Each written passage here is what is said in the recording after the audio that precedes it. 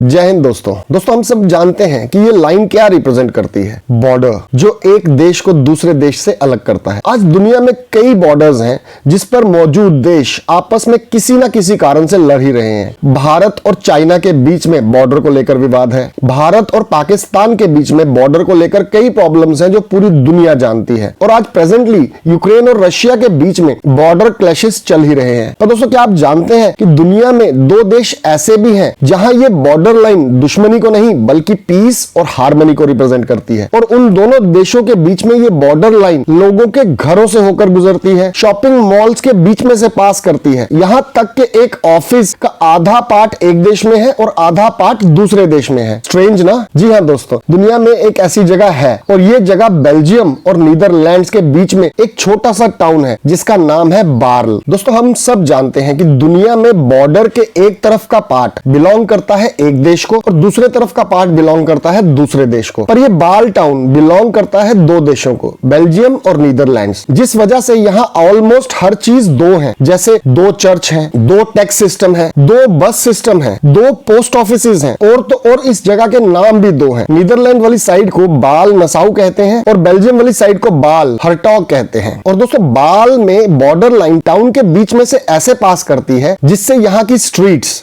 Restaurants, shopping centres, offices और लोगों के घरों का एक पार्ट बेल्जियम में और एक पार्ट नीदरलैंड्स में है ना दोस्तों, यूनिक। मानो अगर आपका घर किसी ऐसी जगह पर हो तो आपको सोने के लिए एक देश में जाना पड़ेगा और नहाने के लिए दूसरे देश में। आप खाना तो एक देश में जाकर बनाओगे पर उसको खाने के लिए दूसरे देश में जाओगे। अल्टीमेटली इंटरेस्टिंग है ना भाई साहब। दोस्तों, बाल टाउन की एक और ऐसी यूनिकनेस है जिसको डोर रूल कहते हैं। इसके हिसाब से अगर यहाँ पर किसी के घर का फ्रंट डोर नीदरलैंड्स की तरफ है तो उसका घर नीदरलैंड्स में माना जाता है, और अगर किसी के घर का फ्रंट डोर बेल्जियम की तरफ है तो उसका घर बेल्जियम में माना जाता है। पर यहाँ एक और यूनिक चीज सामने आती है। अगर किसी का घर फ्रंट रूल के हिसाब से बेल्जियम में है या नीदरलैंड्स में है, इन एनी केस उसको डबल टैक्स देना पड़ेगा। किसी के घर का कितना पार्ट किस कंट्री में है, उस व्यक्ति को उस कंट्री को बस उतने ही हिस्से का टैक्स देना है। फॉर एग्जाम्पल, मान लीजिए एक घर का एरिया 100 स्क्वायर फीट है जिसमें से 60 स्क्वायर फीट नीदरलैंड्स में है और 40 स्क्वायर फीट बेल्जियम में है। तो इस घर के